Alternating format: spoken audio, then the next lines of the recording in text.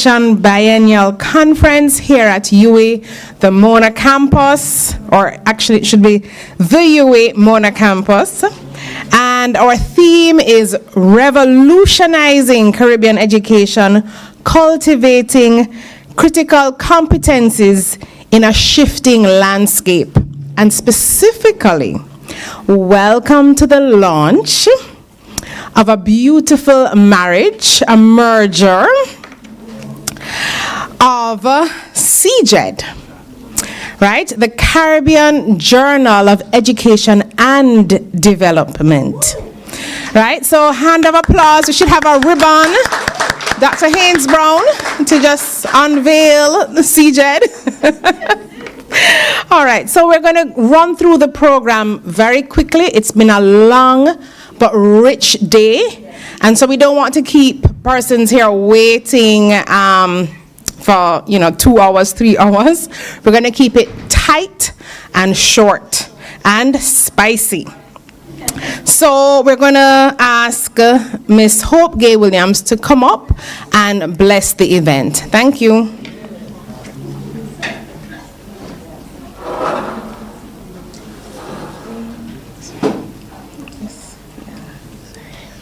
Let us pray. Most righteous Heavenly God, we come before you this afternoon seeking your blessings for this event. We thank you for your grace. We thank you for your mercies. We thank you for taking us to the end of, or almost to the end of day 2. We give you thanks for all your blessings, Father. And I pray that this event will be in your hands. Take control. I pray that the program will go according to plan and we will have a rich experience together as colleagues. I pray that as we depart from the end of this day, that you'll keep us safely as we traverse home and take us back tomorrow for another rich day with our colleagues. I give you thanks for all your mercies, all your grace. Continue to be with us. Never leave nor forsake us. In your righteous name I pray. Amen. Thank you. And so we're going to have greetings from Dr. Stanley Griffin, the Deputy Dean of the Faculty of Humanities and Education for Undergraduate Matters, and that will be followed by another set of greetings from Dr. Marcia Rainford, the Director of the School of Education.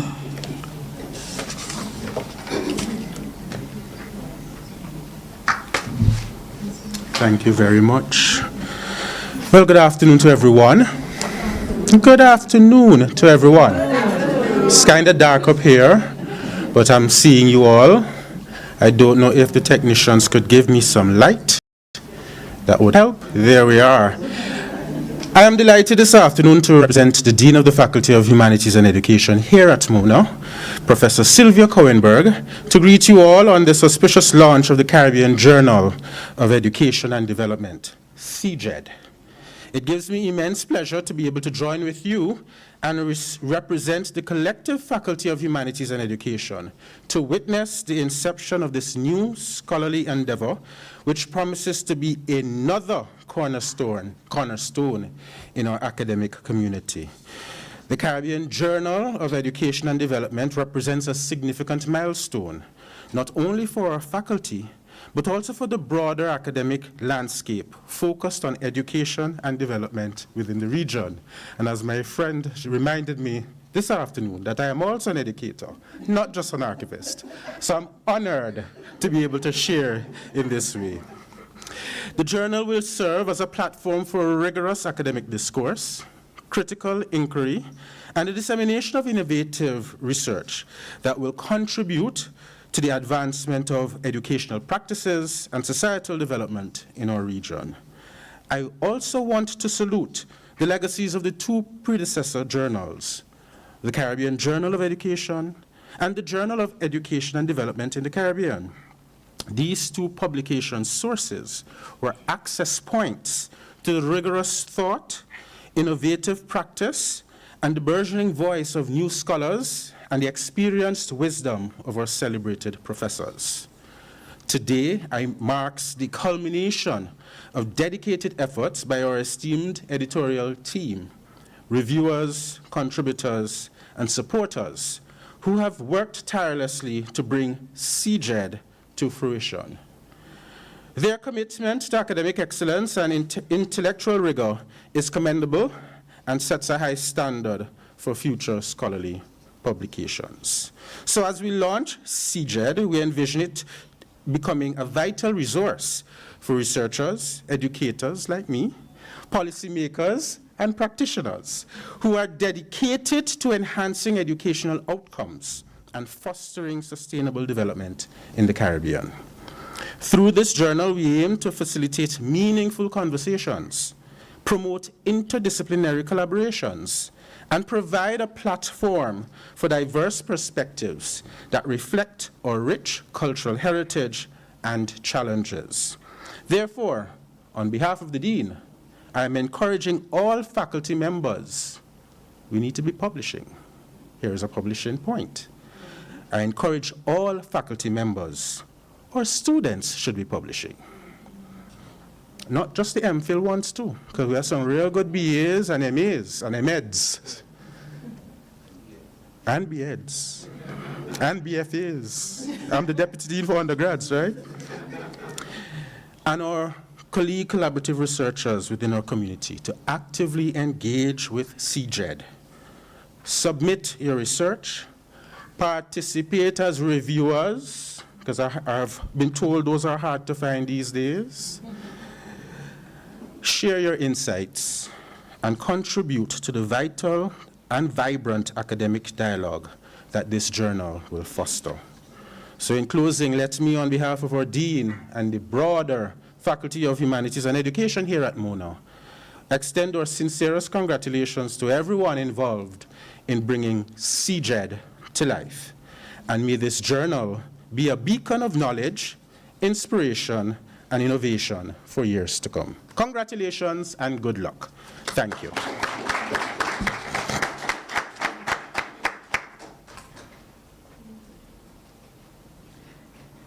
Colleagues, good afternoon.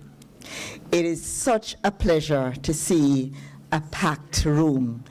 Yeah, yesterday evening when I was speaking with Carol, we were there, and even today we were deliberating, you know, what's going to happen, but, you know, it's good to see so many faces. We had to go for extra chairs, and it's really great to have everyone here this afternoon. I just want to acknowledge Professor Stafford Griffith, who is our guest speaker, and I think you will hear more about him later on, but Professor Griffith was former director for School of Education, recently retired from the UWI, and we are very happy that he's here this afternoon. I also want to acknowledge Professor Beverly Bryan, who former head of the Department of Educational Studies and a well-known educator, Caribbean educator, and we just want to welcome you, Beverly, because we know that this means a lot to you, and we are very happy that you're here with us. I see colleagues from UTech, Debbie, welcome Debbie, and I see, because I haven't seen you for the conference, but there are many other persons who are here and perhaps have just joined us this afternoon. I don't have a script, but I want to say that for many, many, many years, and I think Carol and Lois will give us the statistics and the timelines, but for many, many years we have had the Caribbean Journal of Education, and for less time, the JEDIC, Journal of, I better not go there, JEDIC. It's the end of the day. And so the School of Education has had these two journals, and they have served in many ways, especially young academics, as the first point. Certainly for me, this was the first place that I published in the CJE. And it has served many of our students, as Stanley has indicated. And so perhaps this evening marks, if I should borrow from Dr. Ali yesterday, a disruption, a moment in time. This is what you call a disruption, because when we thought of merging the two journals, it really took a lot of conversation, and it's a big decision. And it has serious implications, I think, for, going forward. But I believe that we have done the right thing, and we have taken this very bold step. And time will tell.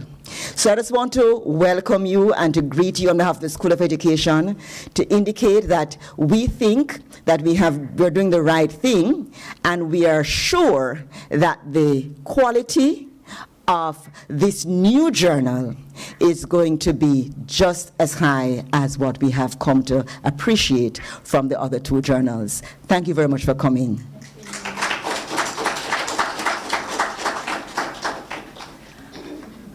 Thank you, Dr. Stanley Griffin, and thank you, Dr. Marcia Rainford. And I would like to put a plug here. We're at this conference. We have made oral presentations, but there is an opportunity to publish in CJED. And let me tell you 4 characteristics of this journal. It is open access, not behind a paid wall. It is online only. We're saving the trees. There's no publication fee for authors. And there's a continuous publishing model. And I know that Dr. George is going to explain more about that. And so we're going to move on to our remarks. And Dr. George is the Associate Chief Editor of CJED, and she, on behalf of Dr. Carol Hordat-Gentles, will give the remarks for both. Right.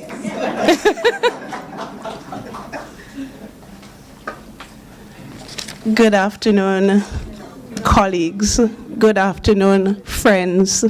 Good afternoon, scholars. You can see the smile on my face, and the smile's looking back at me. You know how exciting this milestone is. And to see the sea of faces representing the Caribbean, that brings me joy.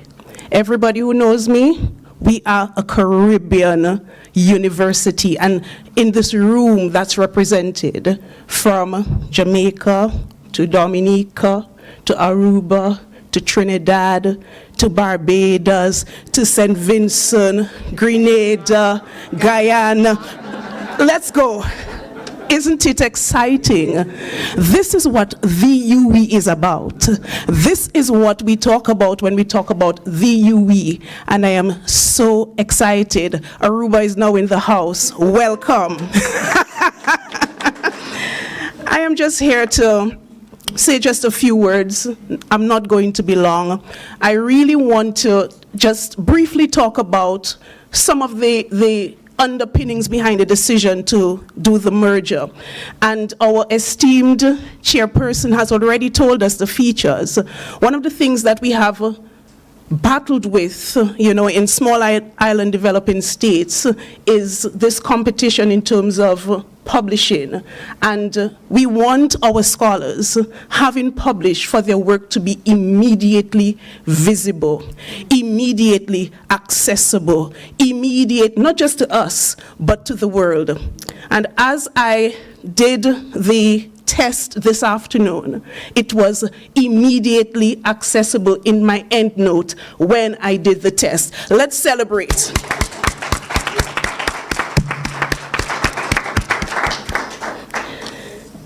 As Dr. Rainford said, it has been a 2-year-plus journey of getting us to this point. It hasn't been an easy journey, but it was well worth the journey. Because at the end of the day, the work we do at the university puts us as scholars, etc. We want to put you in a position of power, in a position to be able to be stalwarts in the international space, to be able to have discussions.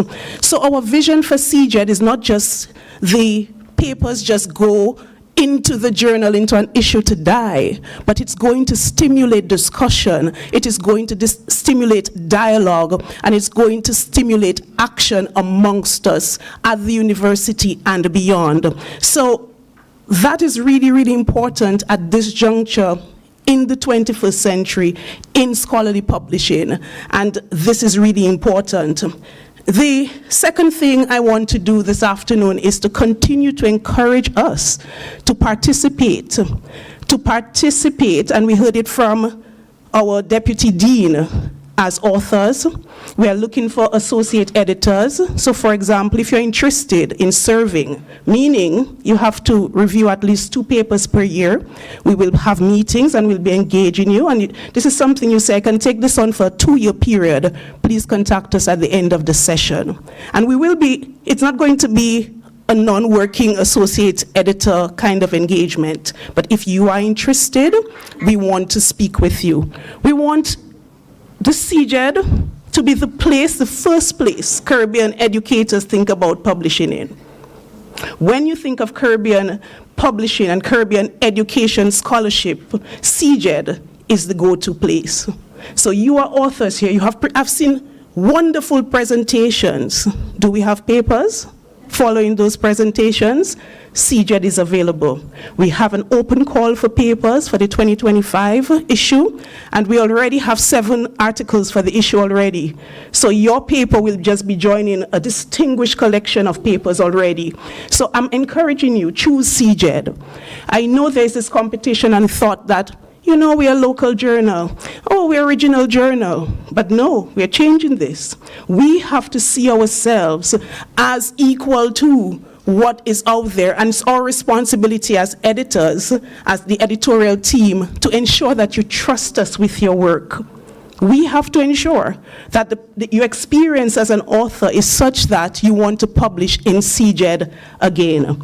The third way you can, participate is to review. We have been approaching many of you, and please don't smile, because I know many names, because I have looked at every Caribbean university and every faculty, and we are hunting you down to act as reviewers. So we have contacted you. And guess what? You have largely responded positively. Give yourselves a round of applause. Dr. Gentles will agree that for the past few months, we have not been hunting for reviewers. It has been easy, knock wood. And we really want to continue to encourage you as part of your scholarship. You see the need to publish. The last thing I want to do, and which is the most exciting thing, is to declare the inaugural issue live. So they are just going to project. The inaugural issue is live. And in this particular issue, we have done it in a very interesting way, where we have invited scholars across the Caribbean to contribute I wouldn't say an old paper, a paper that has already been published, and then to reflect on that particular work and to do a reflective piece. So we have scholars like Professor Errol Miller, Professor Stafford Griffith, we have Professor Sweeney. We have a distinguished group of scholars from the Caribbean, Professor Delisle, etc., Professor Jennings, who has said we would come on board and contribute to this journal. So it is live. I have been looking at the numbers. I know you might not know it is live, but we need those numbers to increase to see that you're actually clicking and looking, etc. The links are on our socials. Our links will be going to the length and breadth. Please support our own. So it is live. As our tech person, he is just opening one of the articles. As you can see, immediate access with DOI numbers. So this is wonderful, isn't it?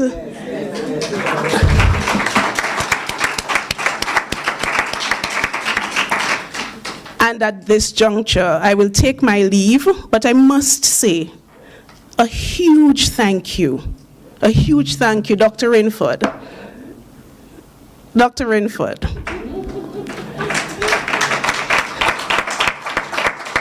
Thank you for supporting this process.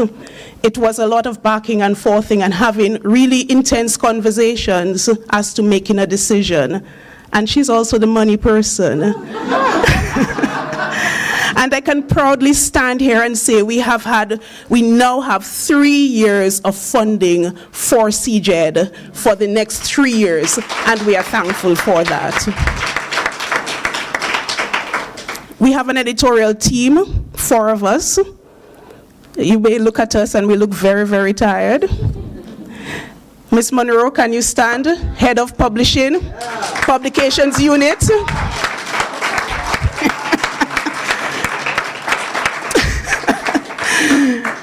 Heather has been up from 1 o'clock this morning.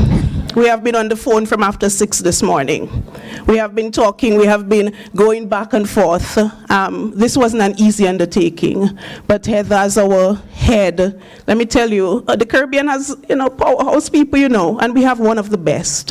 And we are thrilled that Heather has chosen us, and she's doing amazing work. Thank you, Heather. We have had to do a lot of research to push those boundaries, and Heather has led that in terms of advising us. This is how we do it. Up to yesterday, we couldn't do a reprint that way. It has to be done a different way, and we had to go back to the drawing board. So we are thankful. Mrs. Young, Tashia Young, she is our layout, our, just name it. Just name it.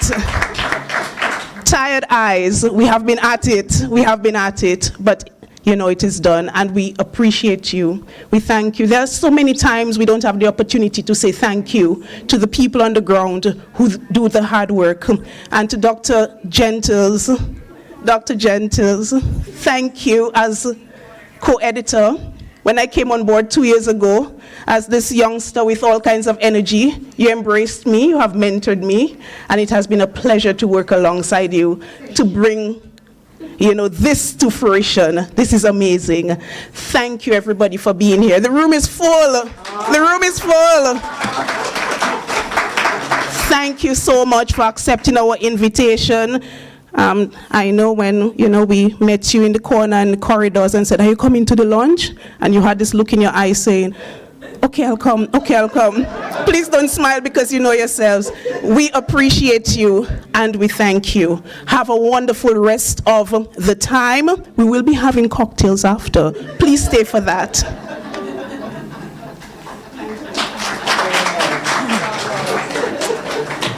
Thank you, Dr. George. Dr. George is a woman of passion. When she's onto something, she's onto something. She is not lukewarm. All right, so I'm going to introduce. I want to welcome, before I introduce, I'm seeing some profs in the house. Professor Halden Morris from the School of Education, TVET. Professor Beverly Bryan, my academic mentor, trust me. Straight talker, keeps me in line. And Professor Disraeli Hutton is in the house, right? So wonderful. So thank you. So I will introduce the keynote presentation by Professor Stafford Griffith. He is one of our own, right? One of the former directors of the School of Education. So I'm going to read a short bio. So Professor Stafford Griffith is a professor emeritus of the University of the West Indies and a professor in the Faculty of Education and Humanities and University of Guyana, Before joining the staff of the University of Guyana, he served the UWI as, and here is a shortened list, Interim Pro-Vice Chancellor and Principal of the UWI Five Islands Campus, Regional Director of the UWI Office for Online Learning, and Director of the School of Education and Deputy Dean of the Faculty of Humanities and Education, UWI Mona Campus. And he also served as Pro-Registrar of the Caribbean Examinations Council and as a consultant to a number of national, regional, and international institutions and organizations. And he is prolific in his writing as well. So we welcome Professor Stafford Griffith to give us the keynote presentation for the launch of CJED. Thank you very much for your very kind words of introduction. As I listened to the proceedings, I really have a feeling of nostalgia and really would like to start a new career at the School of Education of the Mona campus at the University of the West Indies. But perhaps that time has passed, but I do cherish the memories, and I'm very happy to see the progress that the school continues to make.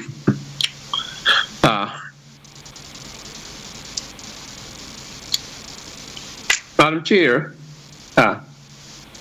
distinguished colleagues in the audience, ladies and gentlemen, I am both honored and delighted to have been accorded this privilege of making a few comments this afternoon's launch of the Caribbean Journal of Education and Development. This new journal replaces two journals previously published by the School of Education. What I would describe as the vintage, distinguished Caribbean Journal of Education that has served many researchers in the Caribbean education community, many researchers globally for many decades. And it's what I will describe as its more recent sibling, the Journal of Education and Development in the Caribbean. I have benefited from the opportunity of publishing in both journals, and I've also been accorded the privilege of having one of my articles be published in this inaugural edition of the Caribbean Journal of Education and Development, the launch of which we celebrate this evening.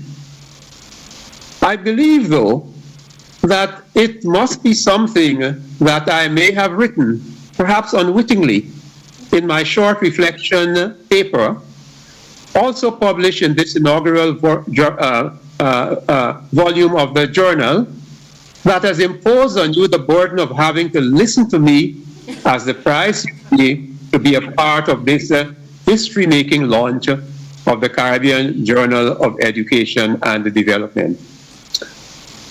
In the rest of my presentation, I plan to integrate a few of the thoughts I shared in my reflection piece published in this journal, and I trust that in doing so, I will be able to convey some of my own expectations of some worthwhile areas of scholarship that this new journal should facilitate.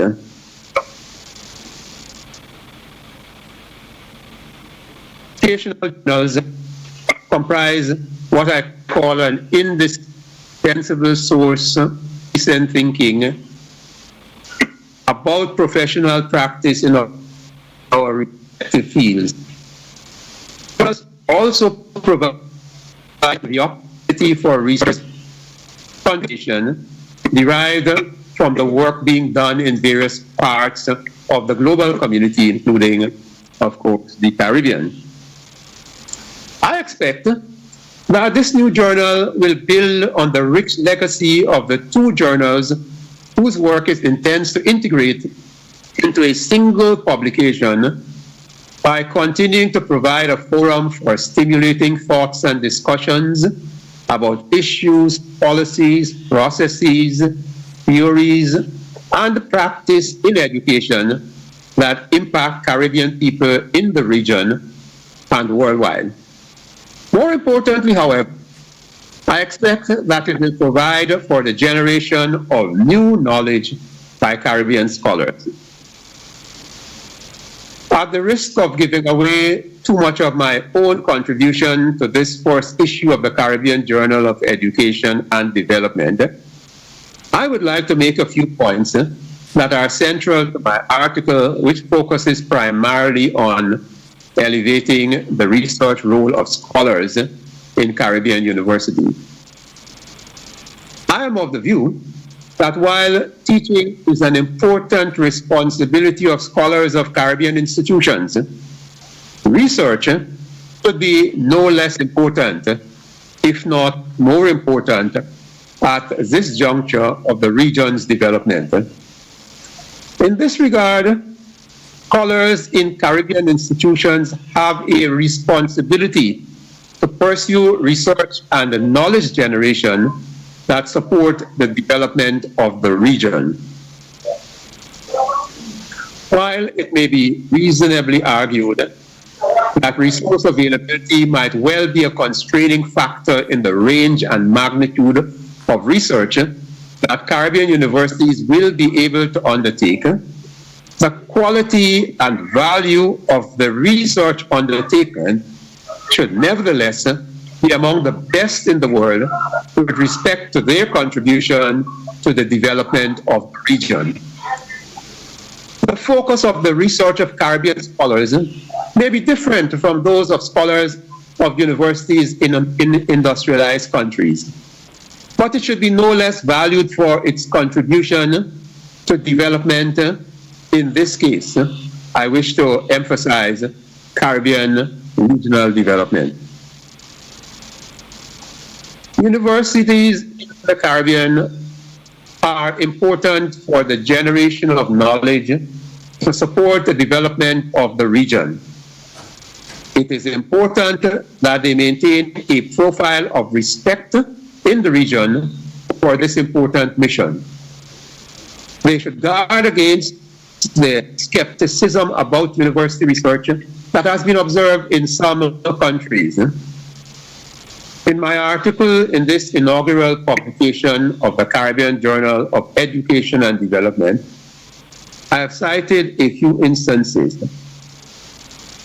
However, here I would merely like to call attention only to the work of Tucker, Wayne, and Freeman in their 2019 publication on the use and usefulness of academic research and PMBA perspective, published in the International Journal of Management Education, where they pointed out that despite the emphasis that many universities place on the pivotal importance of research, concerns prevail about the effectiveness of research in influencing not only teaching and learning, but practice as well.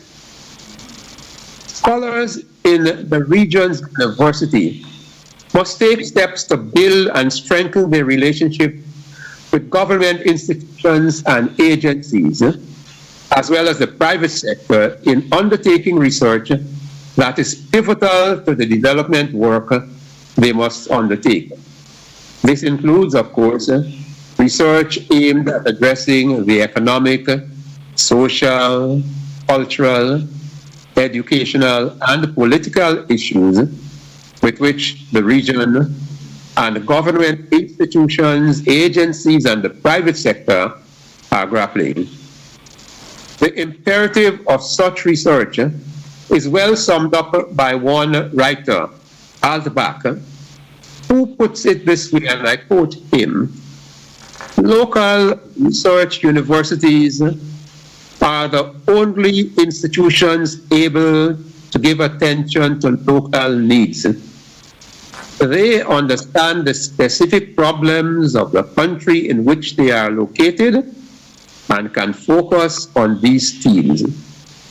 External institutions have neither the interest nor the knowledge to do so." Caribbean scholarship is therefore central to addressing the development needs of the region. In order to serve the regional research needs, Caribbean universities must recruit and retain a cadre of highly competent research scholars who are able to pursue research related to their respective disciplines and to provide guidance to graduate students in particular to undertake research which develop a better understanding of national issues and their resolution. The work of the researcher must be extended to making new knowledge generated from their research more widely accessible to professionals, administrators, and policymakers. In this regard, Caribbean scholars must not consider the publication of their work in scholarly journals as the end of their contribution as scholars. They must seek to use available outlets to publicize and market their research outputs to a wider population who should benefit from such research. They should organize and participate in local and regional conferences, seminars, and symposia that target, in particular, the professionals, administrators, and the policymakers whose work and development activities would benefit from their research outputs. In this regard, one must note the leadership role of the University of the West Indies, UWI, in the region. The UWI regards itself as, and I quote from their website, an activist university with a mission to advance learning, create knowledge, and foster innovation for the positive transformation of the Caribbean.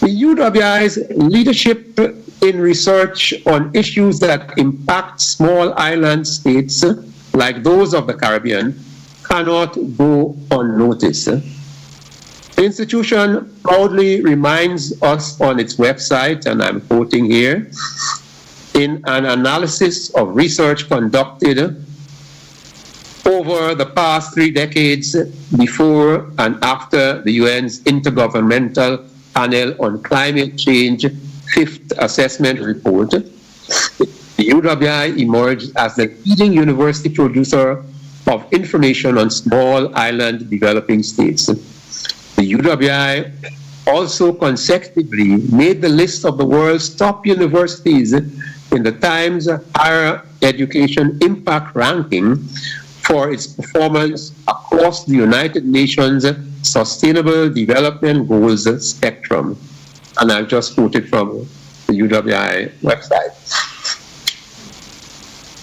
In this area of sustainable development, I would hope that the work of this research institution and others in the Caribbean will respond to a few points that I made not so long ago.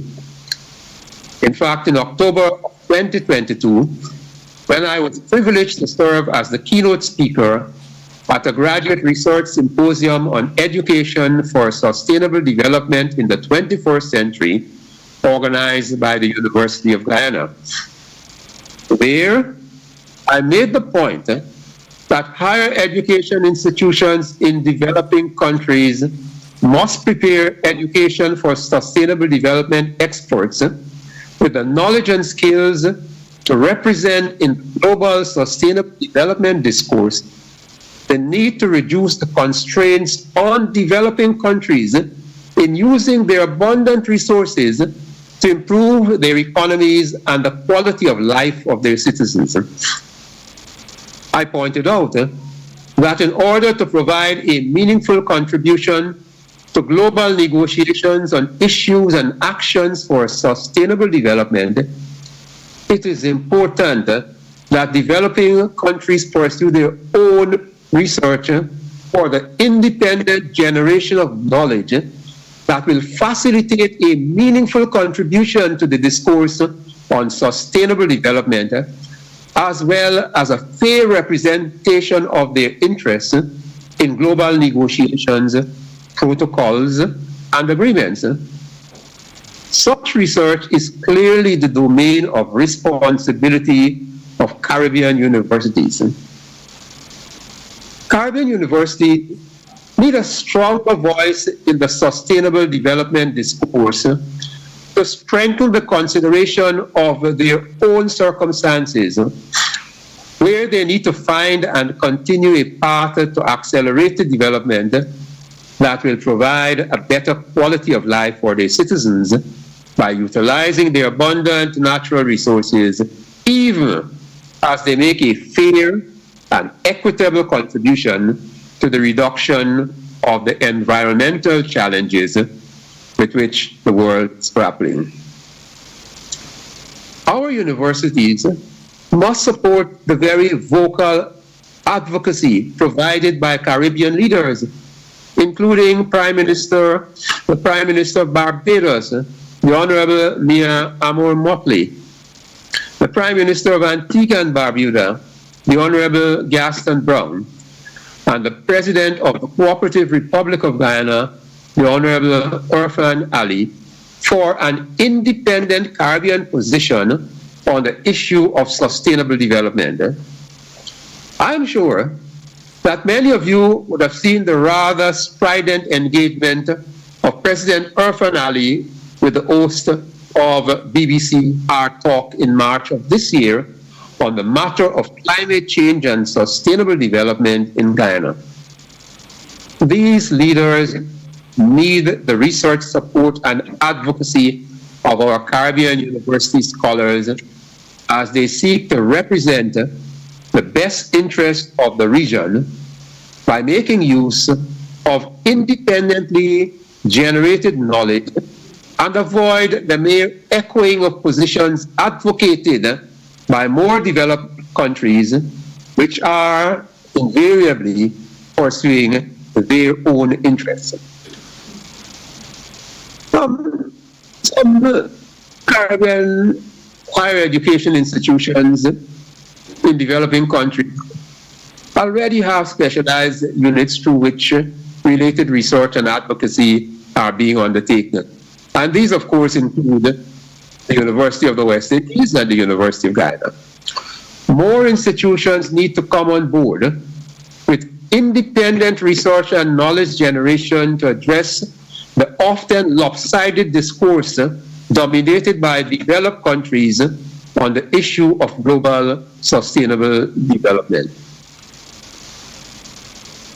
I end by quoting the conclusion to the article that I contributed to this inaugural issue of the Caribbean Journal of Education and Development.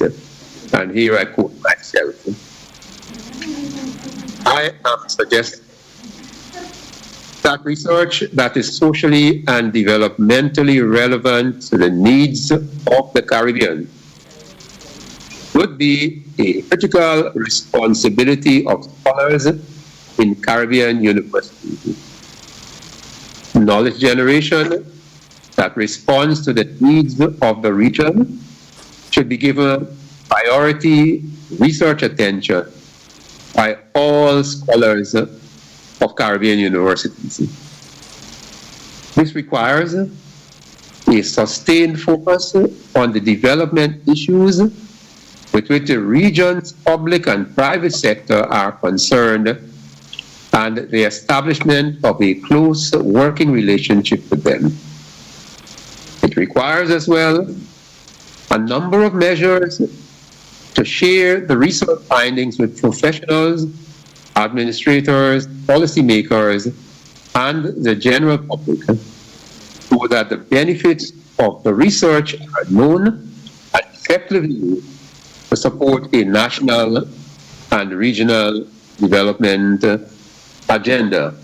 I thank you very much, and again, my congratulations to the School of Education team for bringing this new journal to publication. Thank you.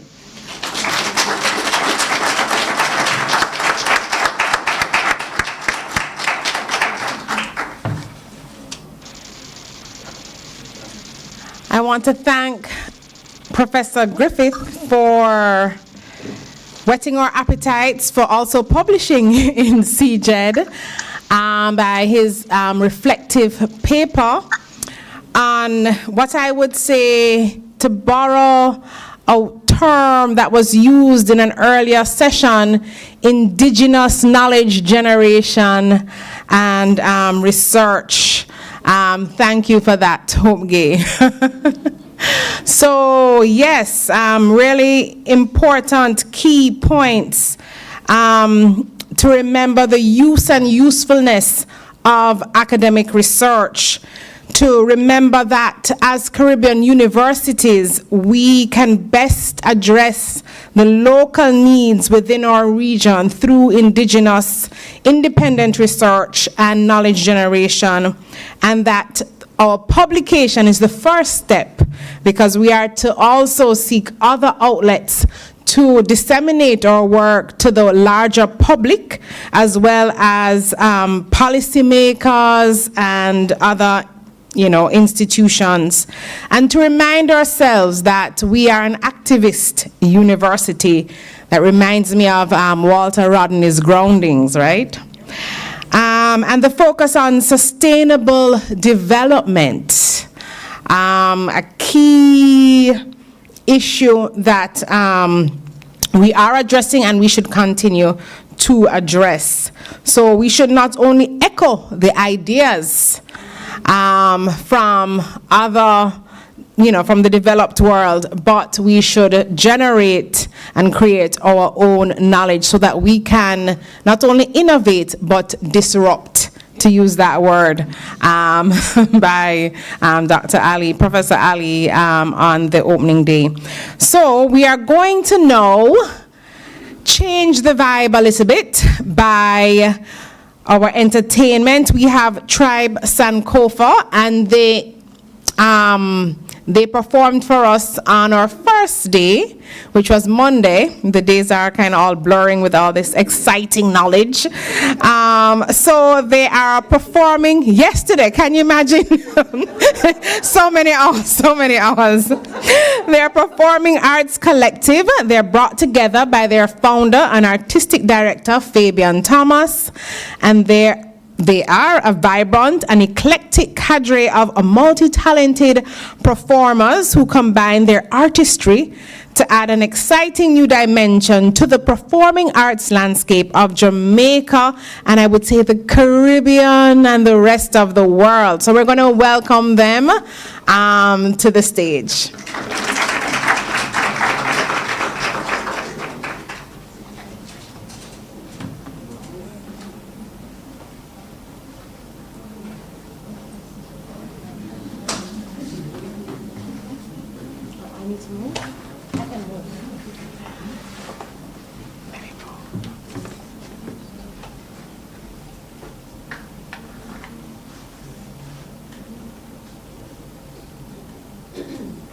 In the beginning was the Word, and the Word was God, and the Word was with God.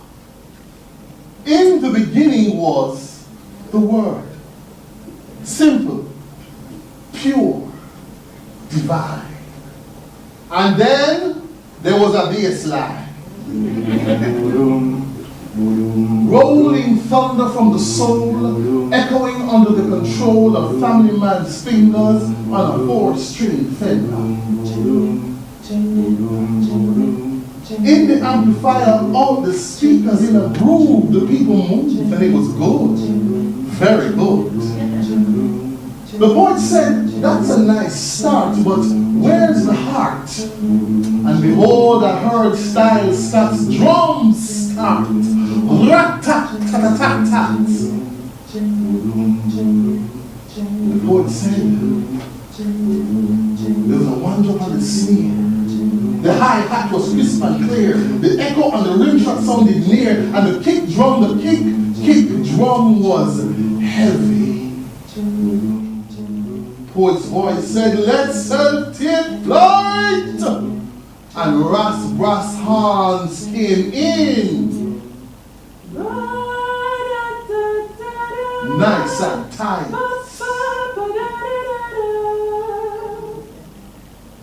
Soaring above drum and bass, up and up and up into headspace.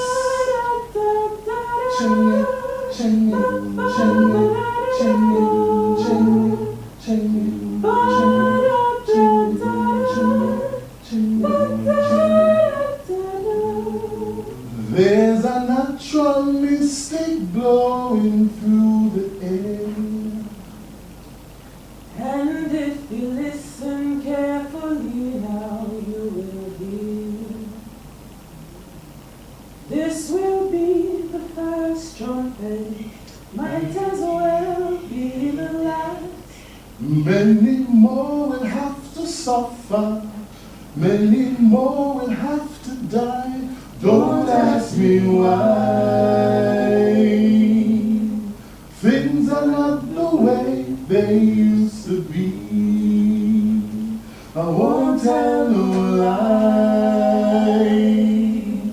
One and all's got to face reality now.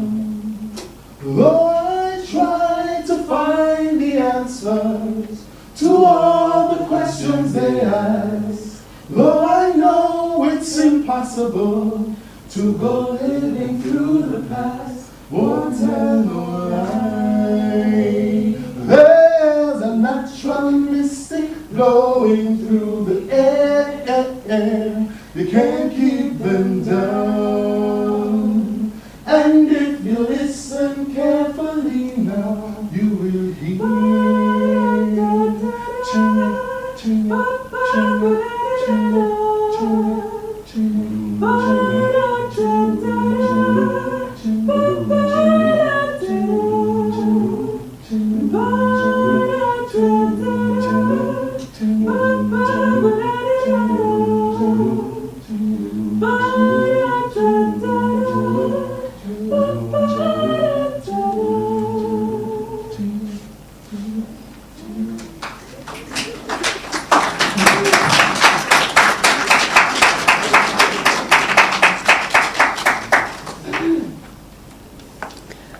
Teacher. Learning by rote to calculate selfishness and divide expectations. Show me how to love myself and carry the remainder. Blistered fingertips clutch a lifeless pencil, scribbling imaginary multiples of me, myself, and I. I. The recurring decimal that sullies love and required dreams to infinity. Teach me how to let go of emotional equations and fractions of desire that add up to zero.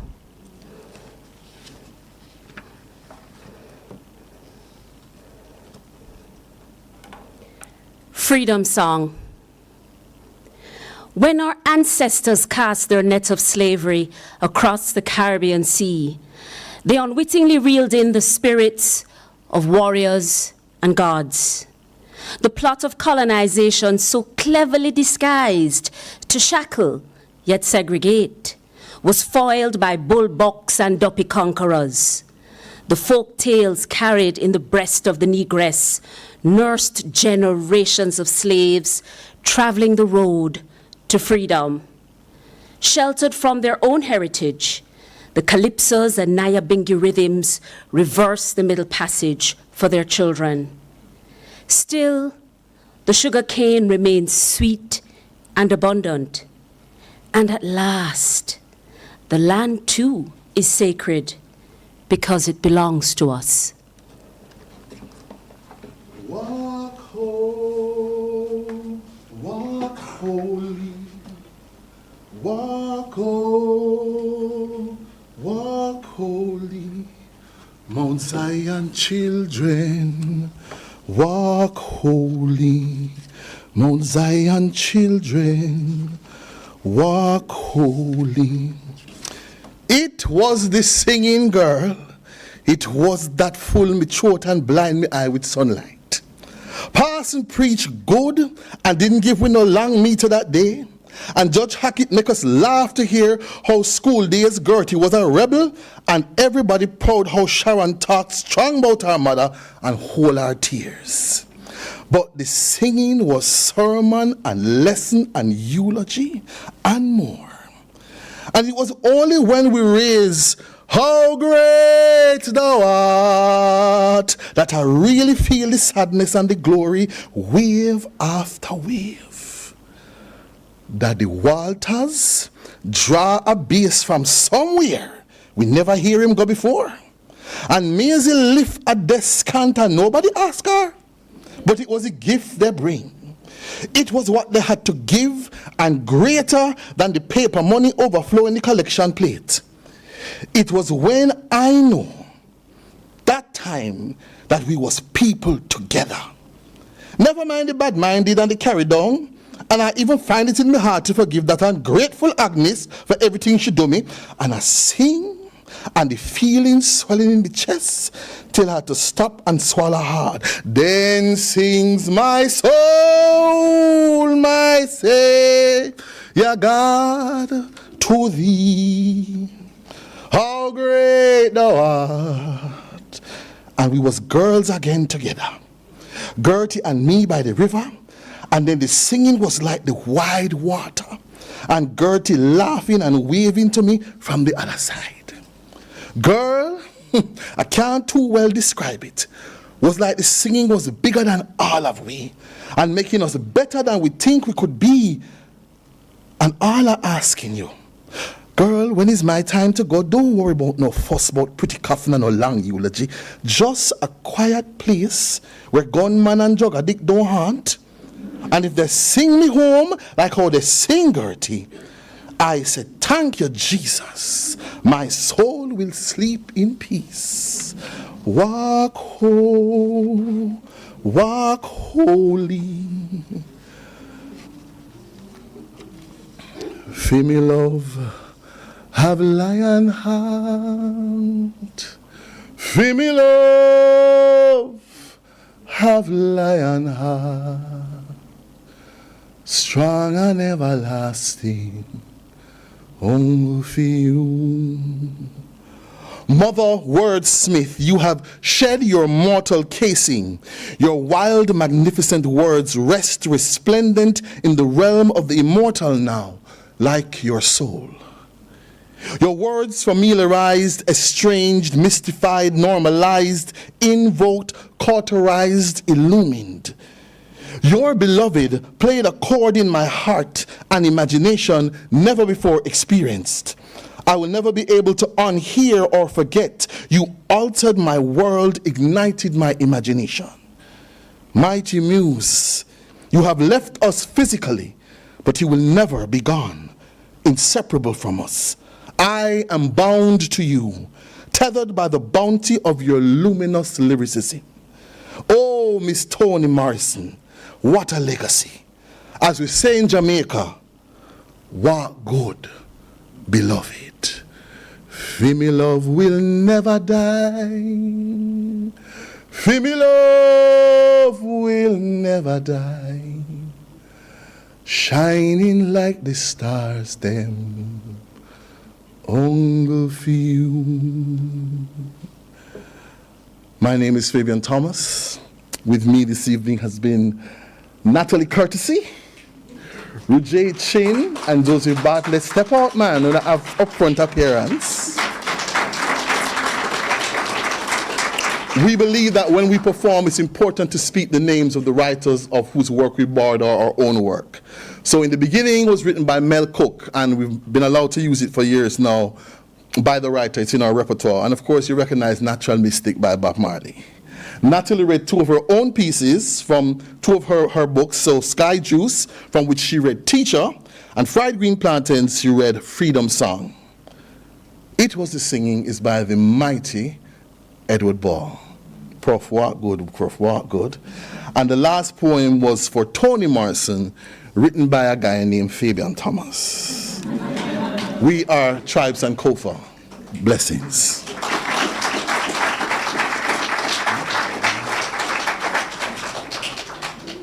and we gone. Walk home, walk holy, walk home, walk holy. On Zion children, walk holy. Ah, boy. Wonderful, wonderful. What else can I say but to introduce? That was really wonderful.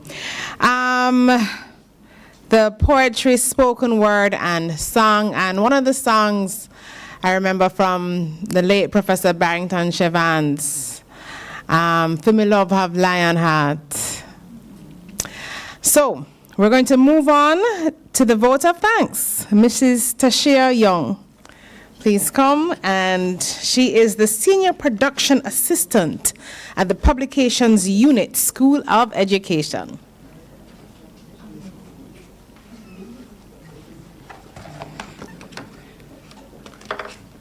Ladies and gentlemen, good evening.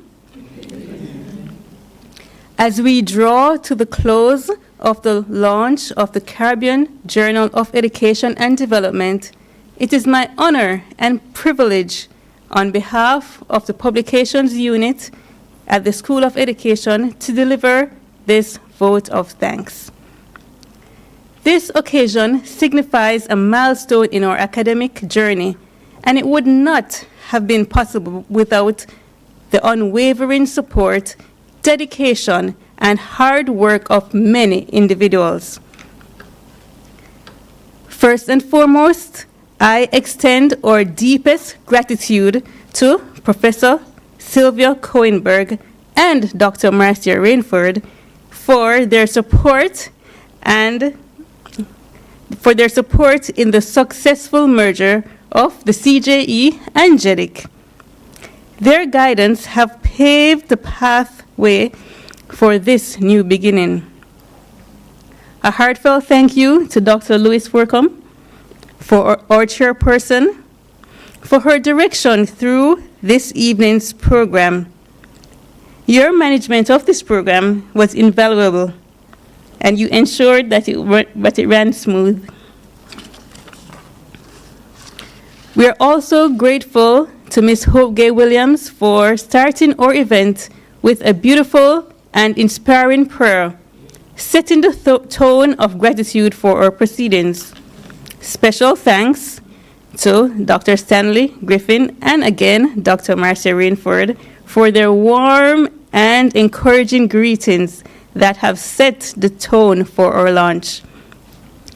Deepest appreciation goes to Professor Stafford Griffith for delivering an insightful and inspiring keynote message.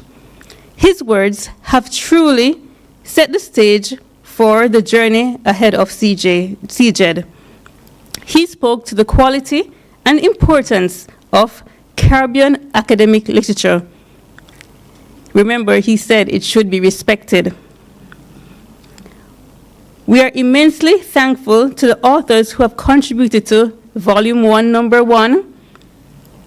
Their work has set the foundation and we are proud to include their research in our journal. To our associate editors, some may be here in person and some may be watching online from various parts of the globe. We thank them for accepting the invitation to serve. We recognize them for being well-established and prolific scholars in the domain of education and appreciate the expertise they bring and will bring to the journal. Their contributions are critical to maintaining the high standards of CJED. Sincere thanks to our Volume 1 peer reviewers for their time and effort and their dedication in providing comments and feedback to our authors. Their efforts ensured the articles published were of highest quality. A very special mention goes to Ms. Desan Watson and Ms. Nadine Brown for their outstanding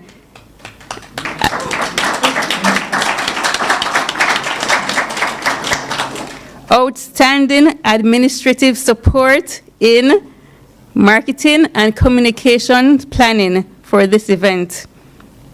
Ms. Watson and Ms. Brown behind-the-scenes work has been essential to this successful launch. Thank you to Tribe Sankofa for their wonderful entertainment that has added a touch of joy and cultural richness to our event. We must not forget, and as Dr. George mentioned earlier, we deserve a pat on our back as well. So we must not forget ourselves. Chief Editor, Dr. Carol Hordat Gentles, for her leadership, her wise decision-making role. Dr. Louis George, Associate Chief Editor, for her leadership, guidance, and drive. Miss Heather Monroe, for her expertise, meticulousness, and dedication, particularly in the area of copy editing. I must mention that. Yours truly for the look and feel of CJED, including the branding and the layout of the journal.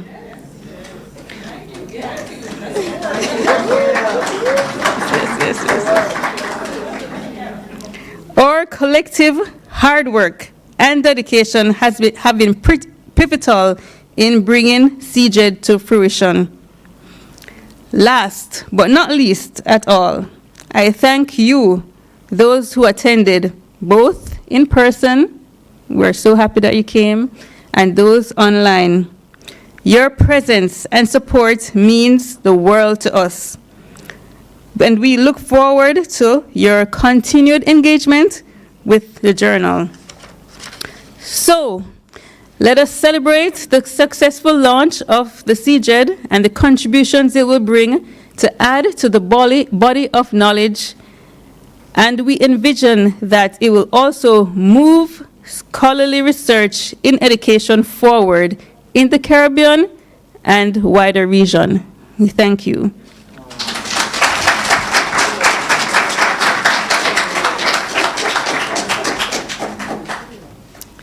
Thank you so much, Mrs. Young.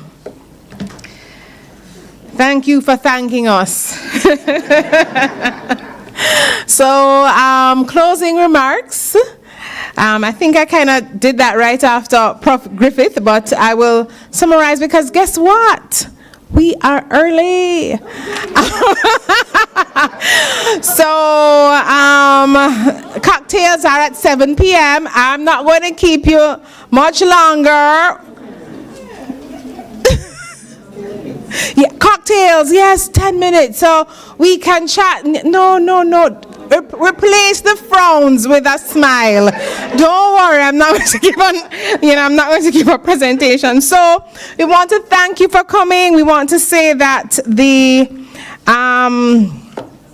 cocktails will be at 7 p.m. So network, mingle.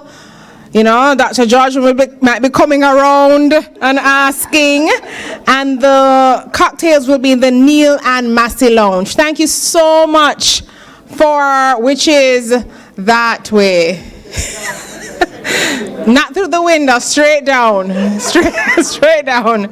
So thank you so much for coming. We appreciate your attendance here, and we look forward to contacting you to participate in the life of CJED. Have a wonderful evening. Meet and mingle, greet and network. Goodbye to those here and online. Thank you so much, Prof. Griffith. Bye-bye.